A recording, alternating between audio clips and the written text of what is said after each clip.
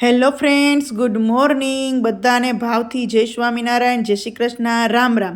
તો અમે જઈ રહ્યા છીએ શાકોત્સવમાં. અને શાકોત્સવમાં જોવો, અહીંયા હજી કોઈ આવ્યું નથી, પણ અમે વહેલા છીએ.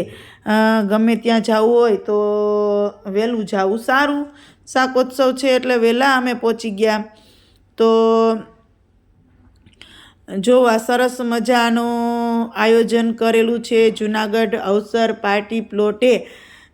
પીપલાણા ધામના સંતો ત્યાં આવવાના છે અને સરસ મજાની સભા થશે અને બધાને આજનો શાકોત્સવનો લાભ મળશે. તો જો સંતો આવી ગયા છે, પણ હંમેશા આપણે સંતો આવે એની પહેલાં આપણે આવી જવું જોઈએ. એટલે અમે ગમે ત્યારે શાકોત્સવ હોય ત્યારે અમે વહેલા જઈ અને બેસી જઈએ. હજી જો આ જેટલી ખુરશી ખાલી છે એ બધી સાંજે પ્રસાદ લેવાનો સમય થશે ત્યારે ભરાઈ જશે. અત્યારે જો સંતો આવ્યા છે તો બધા જ ઊભા થયા. સરસ મજાના ધૂન કીર્તન સાથે સંતોનું સ્વાગત કર્યું.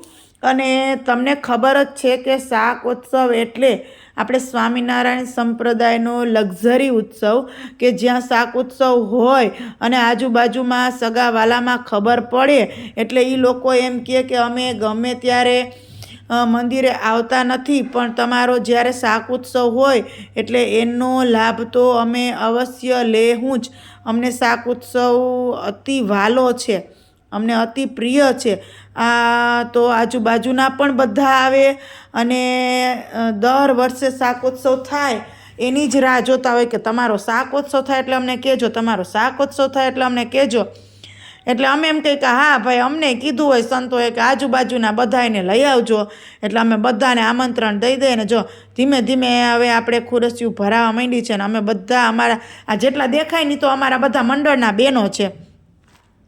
આ બધા અમારા મંડળના બહેનો છે ને મમ્મી ને પપ્પાની એ આવ્યા છે અમારે શાકોત્સવ કરવાને. જો મહારાજ શાક બનાવે છે એવું દ્રશ્ય અહીંયા રજૂ કરવામાં આવ્યું છે. જુઓ, સરસ મજાના ચૂલા ઉપર રીંગણાનો ટોપ ભરેલો છે અને મહારાજ શાક બનાવે છે. ને મહારાજના વખતમાં મહારાજે શાક બનાવ્યું હતું અને સંતોને હરિભક્તોને પીરસું હતું ને નકરું શાક જ ખાધું હતું. તે દિવસથી આ ઉત્સવ એટલો ફેમસ છે કે વર્ષો વર્ષ બધી સંસ્થામાં ઠેક ઠેકાણે શાકોત્સવનું આયોજન થાય જ છે.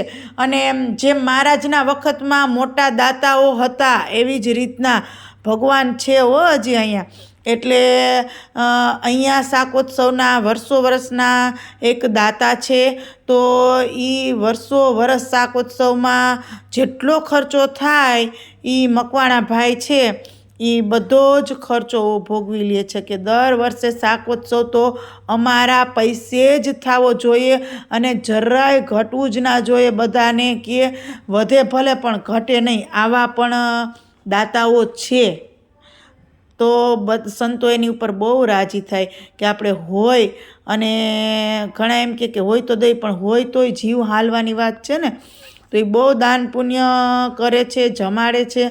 અને એવા સરસ મજાના અમારા મંડળમાં દાતાઓ પણ છે કે જે આખા ઉત્સવોનો ખર્ચો ભોગવી શકે છે.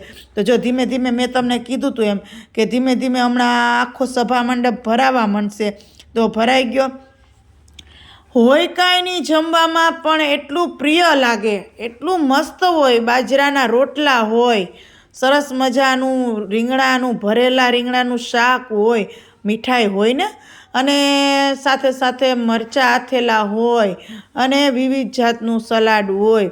પણ આ શાકોત્સવનું નામ પડે એટલે બધાના મોઢામાં પાણી આવી જાય કે આહા, સ્વામિનારાયણનો શાકોત્સવ એટલે શાકોત્સવ. તો એ જ્યારે સ્વામિનારાયણના વખતમાં થયો હશે ત્યારે કેવો થયો હશે કે હજી આપણે અત્યારે પણ એને ઉજવીએ છીએ ધામધૂમથી. એવું વિચાર કરીએ ને તોય આપણને એમ થાય કે આહા, આપણે ભગવાનના વખતમાં હોત તો કેવી મજા આવત એમ. સાચું ને? તો આ સરસ મજાના શાકોત્સવમાં ઠેક ઠેકાણેથી હરિભક્તો આવ્યા છે અને પ્રસાદીનો સમય થઈ ગયો છે એટલે અમને ટોકન વાઇઝ પ્રસાદી લેવા મોકલા છે, જેથી કરીને જમવાની વ્યવસ્થા સચવાઈ જાય. જમવાનું બધાને આપવાના જ છે ને બધાને બહુ સરસ જ જમવાનું પીરસવાના છે અને ઘટવાનું પણ નથી. દર વર્ષે વધે છે. આટલા લોકો જમે છે, 3,000 થી 4,000 લોકો જમે છે, છતાંય જમવાનું વધે. એટલું જમવાનું પુષ્કળ પ્રમાણમાં બનાવ્યું અને બધાને મસ્ત મસ્ત પ્રસાદી જુઓ તમે. આ સ્વયંસેવકો અવિરત સેવા કરતા હોય, દાતાઓ પૈસા દઈ દે પણ સેવા કરવાવાળા જ હોય નહીં તો શું કામનું. એટલે આ સ્વયંસેવક ભાઈઓએ બહુ સરસ વ્યવસ્થા કરી અને જમણવાર ગોઠવું છે કે ક્યાંય પણ ધક્કામુક્કીની ગળદીની. તો આ વ્લોગ્સ તમને કેવો લાગ્યો, અમારો શાક ઉત્સવ તમને કેવો લાગ્યો કમેન્ટ કરજો.